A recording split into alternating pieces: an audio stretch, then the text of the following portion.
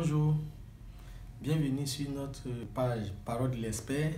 Nous allons vous entretenir encore aujourd'hui sur la planification opérationnelle. Et la dernière fois, vous avez eu l'occasion de voir comment est-ce qu'on élabore la stratégie du projet jusqu'à aboutir au cadre logique. Et le cadre logique qui comporte les différents éléments du projet, qui est, disons, un document qui donne une vue panoramique sur le projet. Et au niveau du cadre logique, nous avons, concernant la chaîne des résultats, l'impact, les effets, les extrants et les activités. Et sachez que le cadre logique ne nous donne pas la réalisation pratique du projet. Et la réalisation pratique du projet se fait bien entendu à partir des activités. Et naturellement, il faut prendre ces activités-là pour programmer leur réalisation. Et c'est ce que nous allons vous enseigner aujourd'hui. La programmation des activités du projet.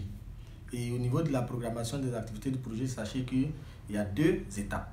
Il y a la programmation pluriannuelle des activités, c'est-à-dire la programmation des activités sur toute la durée du projet, donc chaque année. Et il y a la programmation annuelle ou encore le programme annuel d'activité. Donc, sachez qu'au niveau de la programmation pluriannuelle des activités, c'est tout simple. Il s'agit d'identifier l'ensemble des années de réalisation de chaque activité. Il y a certaines activités qui peuvent commencer la première année et se terminer jusqu'à la dernière année. Il y a d'autres, par contre, qui peuvent commencer la première année, se terminer la deuxième année, la première année et se terminer la même année.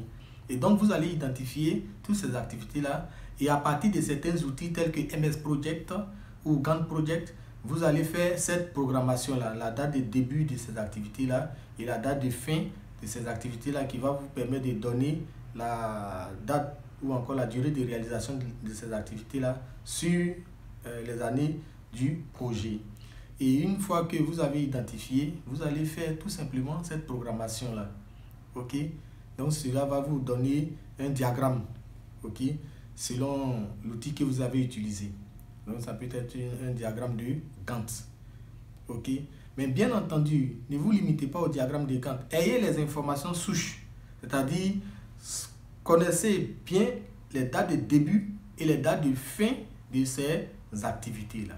Et donc, ces éléments aussi vous serviront dans la suite du travail.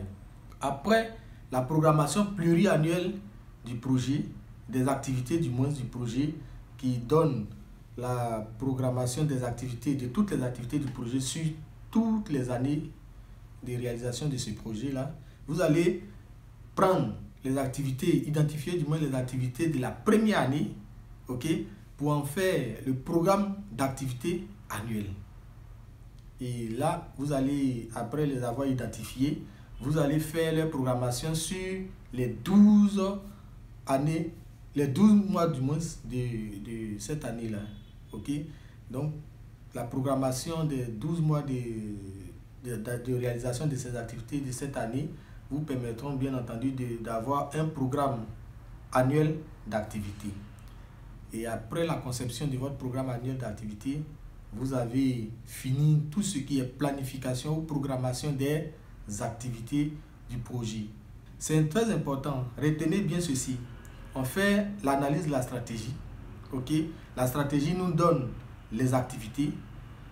Comme les activités ne sont pas encore programmées dans le cadre logique ou encore le cadre des résultats, vous allez prendre ces activités-là et vous allez faire leur programmation sur la durée de l'année, sur la durée du projet du moins, OK, chaque année.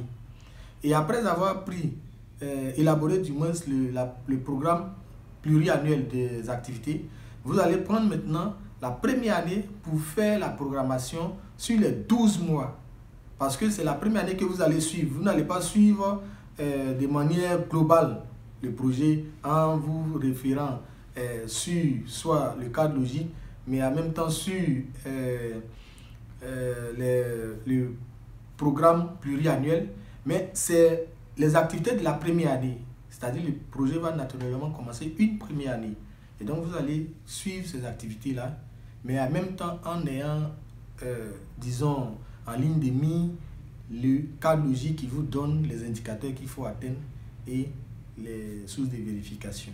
voilà un peu ce que nous avons à vous dire sur la programmation des activités. Donc ça suit une logique. Donc c'est cette logique-là que nous venons de vous donner. Merci pour votre attention et suivez-nous parce que les activités programmées, il faut les budgétiser. Et la budgétisation est un véritable enjeu et que beaucoup ne maîtrisent pas. Donc suivez-nous dans la prochaine vidéo. Vous allez avoir les rudiments, comment bien budgétiser ou mieux budgétiser votre projet. Merci et à bientôt.